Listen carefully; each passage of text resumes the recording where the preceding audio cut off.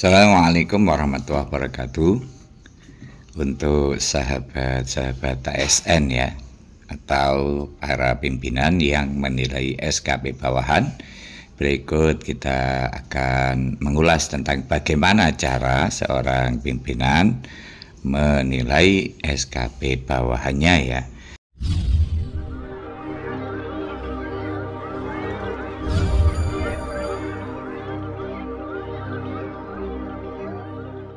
Kita login dulu. Nah, ini adalah contoh dari SKP pimpinan ya. Kemudian misalkan kita mau menilai SKP pada triwulan keempat ya. Sekarang sudah Desember ya. Kita klik penilaian ini pada SKP tahun 2024 ya. Kita klik. Kemudian akan ada tampilan semacam ini. Nah, langkah selanjutnya adalah kita klik pemantauan dan evaluasi ini ya. Pemantauan dan evaluasi ini kita klik. Ini dilakukan oleh pimpinan ya. Kemudian akan muncul semacam ini ya. Kemudian kita geser ke bawah ya, karena untuk penilaian triwulan keempat belum dilakukan oleh atasan ya. Kita geser ke bawah. Nah, kemudian kita fokus ke triwulan 4. Nah, apa yang kita lakukan sebagai pimpinan?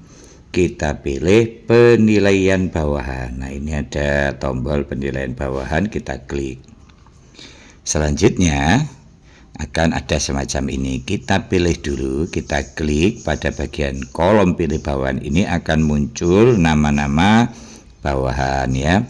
Kita pilih salah satu, bawahan dengan kita klik ini. Sengaja saya tutup namanya ya, untuk menjaga privasi ya. Kita pilih salah satu semacam ini.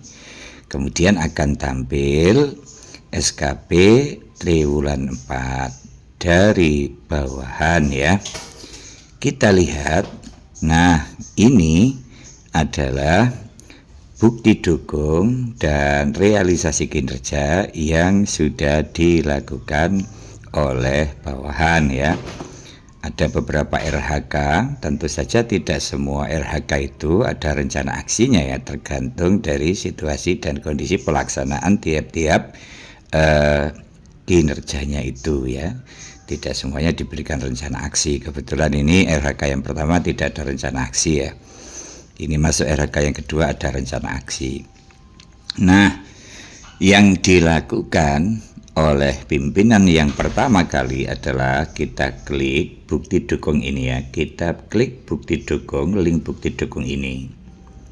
Nah, kita lihat laporan-laporan kinerja yang sudah dibuat oleh ASN yang bersangkutan ya. Kita buka apakah ada kesesuaian secara kuantitas. Ini kan yang pertama kuantitas ya. Misalkan di targetnya untuk triwulan 4 3 laporan. Nah, ini 3 laporan berarti kan ini nanti kita bisa memberikan penilaian apakah dia di atas ekspektasi atau sesuai ekspektasi atau di bawah ekspektasi ya.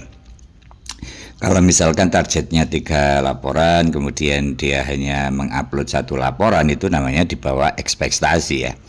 Kemudian kita lihat juga kualitas laporan untuk menentukan dari penilaian secara kualitas ya.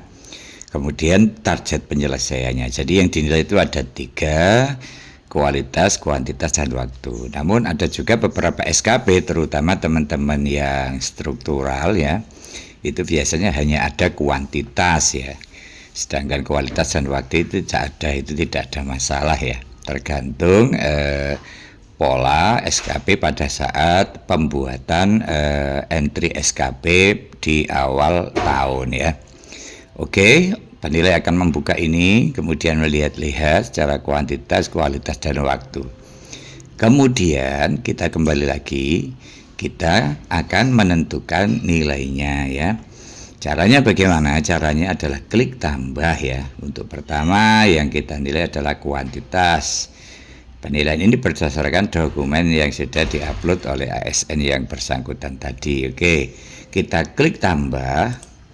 Kemudian akan muncul semacam ini, feedback oleh pimpinan ya.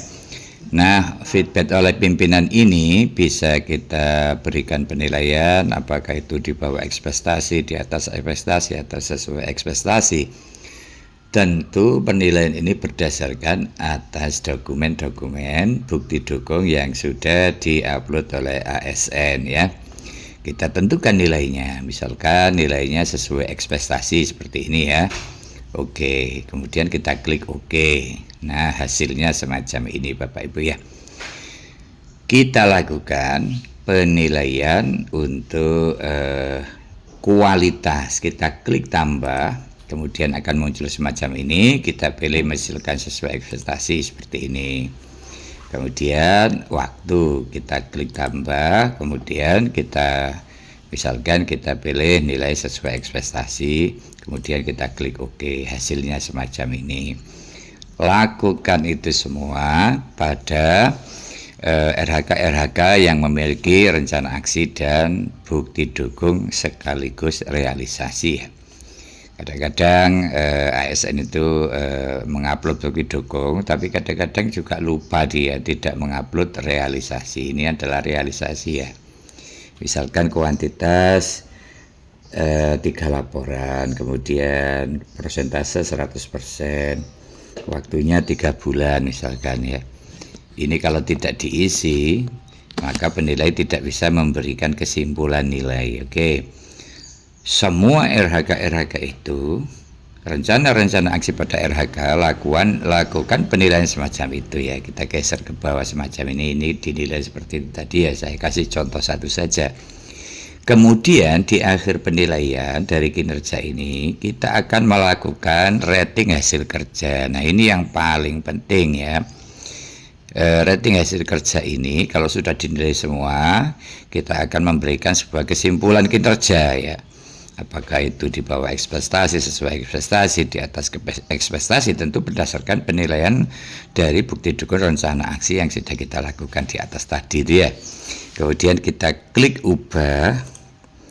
Setelah itu kita pilih hasil akhirnya, bisa di bawah ekspektasi, sesuai ekspektasi, di atas ekspektasi. Tentu ini adalah nilai rata-rata dari semua penilaian yang ada di rencana aksi dari RHK yang sudah dirumuskan oleh ASN ya. Misalkan kita pilih sesuai ekspektasi seperti ini ya. Kemudian oke. Nah, hasilnya semacam ini. Kalau sudah disimpulkan rating hasil kerja, maka kita tidak bisa mengedit lagi nilai yang ada di atas tadi ya. Lanjut, kita juga harus memberikan feedback sebagai pimpinan pada perilaku kerja ya. Ini perilaku kerja. Ini perilaku kerja itu ada yang di feedback oleh teman sejawatnya ya.